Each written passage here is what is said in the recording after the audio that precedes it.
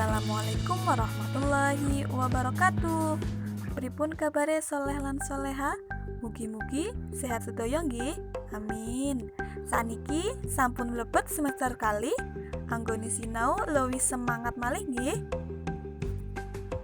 Dinten niki ayo sinau malih bahasa Jawa. Sampun mlebet pasinaon gangsal babagan tembang pangkur. Saderenge kita wiwiti kanthi maos kalimat basmalah nggih. Bismillahirrahmanirrahim. Tujuan pasinaon dinten niki yaiku kade 3.1 memahami tembang pangkur. Pitutur utawa nasehat. Menawa ana wong kang rumangsani butuh pitutur utawa nasehat, tegese wong kuwi ngakoni menawa dheweke ora sempurna. Pitutur niku bisa saka kanca lan sedulur. Uga pitutur juga ana ing reritan kaya tembang lan geguritan. Niki wonten tembang pangkur kang ngemu pitutur utawa nasehat.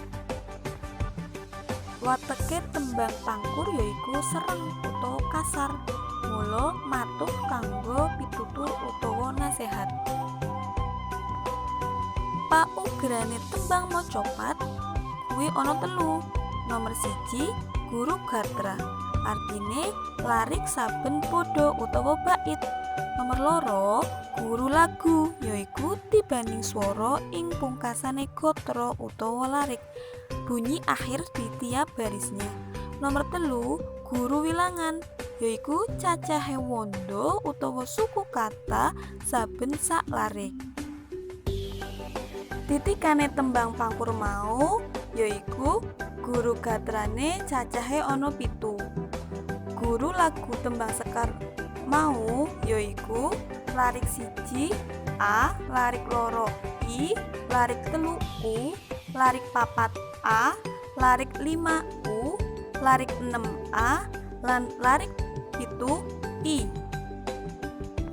Dene guru wilangan tembang sekar pangkur yaiku larik 1 ana 8, larik 2 ana 11, larik 3 ana 8, larik 4 ana 7, larik 5 ana 12, larik 6 ana 8, lan larik 7 ana 8.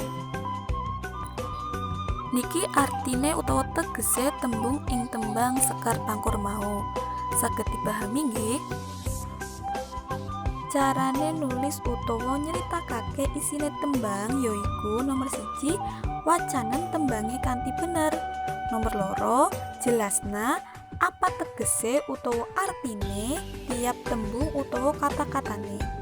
Nomor 3 banjur jelasna utawa critakaken apa isine tembang kasebut kanthi bener lan jelas nganggo bahasamu dewek-dewek.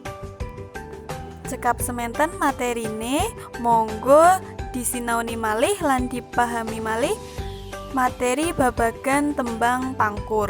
Mugi mbekta manfaat. Monggo kita akhiri kanthi waos hamdalah. Alhamdulillahirabbil alamin. Matur nuwun. Wassalamualaikum warahmatullahi wabarakatuh. Sekar pangkur kang winarno lelabuhan kang kanggo wong ngurip ala lan becik puniku prayoga kawrohana adat waton puniku dipun kadulu miwah ingkang tot